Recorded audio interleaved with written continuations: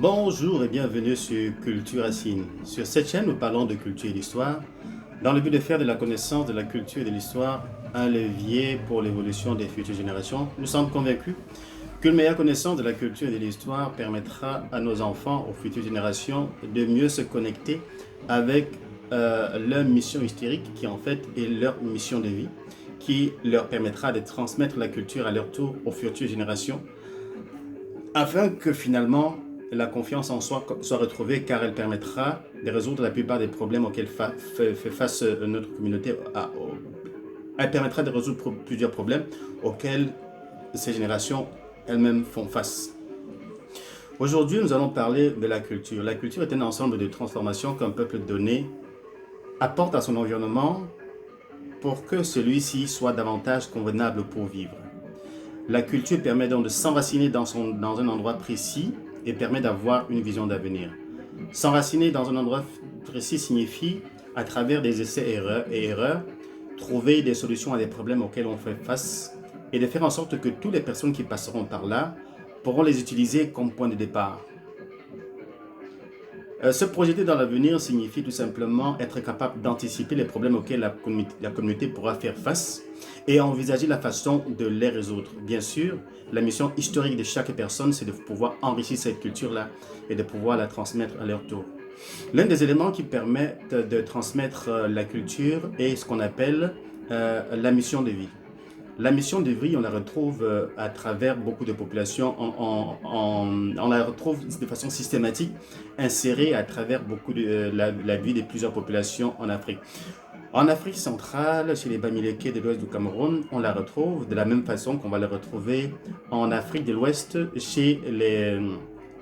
au Mali, on va la retrouver au Sénégal, on va la retrouver au Burkina Faso, on va la retrouver au Togo.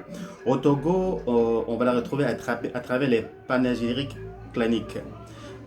Donc, à l'ouest du Cameroun et chez les Dagara, on va retrouver ce qu'on appelle le chant des naissances. Le chant des naissances est une façon de transmettre la mission de vie à chaque enfant qui naît.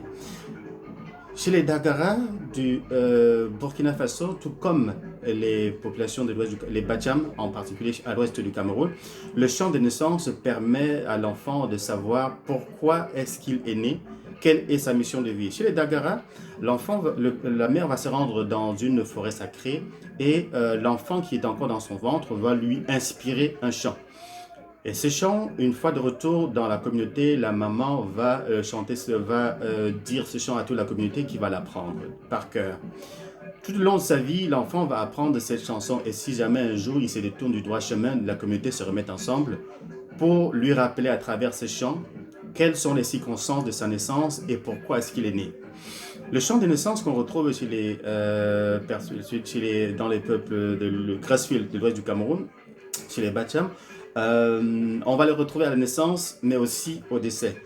À la naissance, le chant permettra de rappeler les circonstances du décès, de la naissance, pourquoi est-ce que la personne est née, quels sont les hauts faits de sa famille, quels sont les différents personnages de sa famille, son père, sa mère, ses grands-parents, ses arrière-parents, ses arrière-grands-parents, l'histoire en fait du clan. Et cette histoire est un peu plus élaborée chez les Banganté, là où on va parler du Ndap.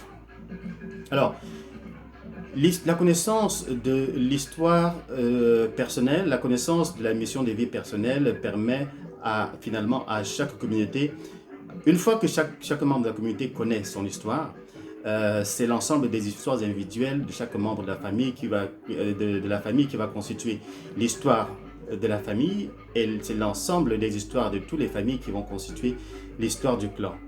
Ce qui veut dire que si nous oublions cette partie, lorsque nous oublions notre culture, nous manquons de point de départ et il sera difficile pour nous de retrouver des solutions adaptées à nos problèmes. Sinon, on va devoir repartir à zéro.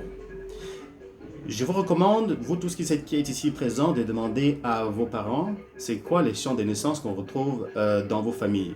Car ces chants de naissance-là sont capables de nous dire depuis des moments très lointains quels sont les différents personnages qui vont exister dans notre famille, dans notre village, dans notre clan.